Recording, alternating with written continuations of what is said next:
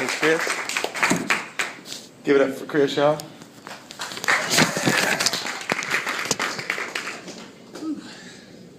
Where my outlaws at? What are y'all, a bunch of narcs? Let's try this one more time. Where my outlaws at? Alright, I can talk to y'all. I'm Montgomery Wayne. Hey, how many of y'all are for drug testing? I am 100% for drug testing.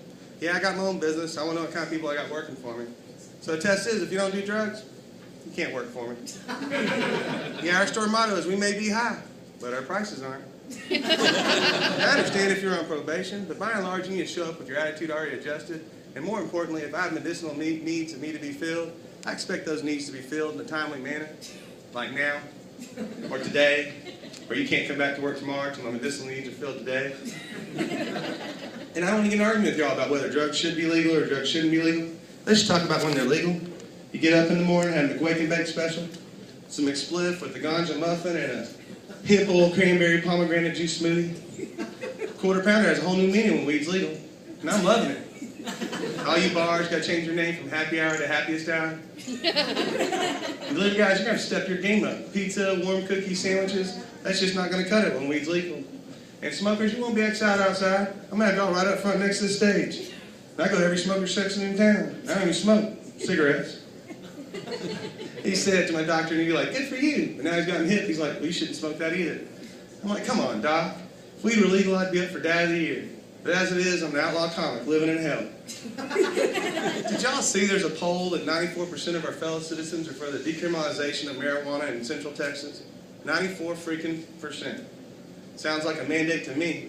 I think we should be having weed parades up and down Congress every day. 4/20/365, y'all. Expand your horizons. Amsterdam, Texas. It's a state of mind. I know one person that's not for drug testing. Lance Armstrong. Hey, how many of y'all are for evolution? Believe in evolution? Where'd I put that? Me personally, I don't know. Evolution. Any change across successive generations in the inherited characteristics of biological populations. Well, going on that definition, and a small percentage of 3 people in 3 generations, it's hard for me to argue with it. This here is a picture of my daddy's sperm almost 43 years ago. He made it to 9th grade. I evolved into some college today. This is my sperm almost 20 years ago. My sperm, my son just evolved into straight A's at the University of Texas at Austin. Hook 'em horns. What are y'all, a bunch of Aggies? Nards, Aggies? Anyway. Their motto is, what starts here changes the world. You mean y'all changing the world with my sperm? If that's not argument for evolution, I don't know what it is. If you're going to use my sperm, I think you need to change that motto. What starts here stranges the world. Or I thought of some others. What starts here used to be sperm. Or changing the world, one evolved sperm at a time. We're Texas. Big balls, bigger sperm. Hey, how many of y'all heard of Virgin Galactic? That new commercial space travel. Do y'all even have the internet?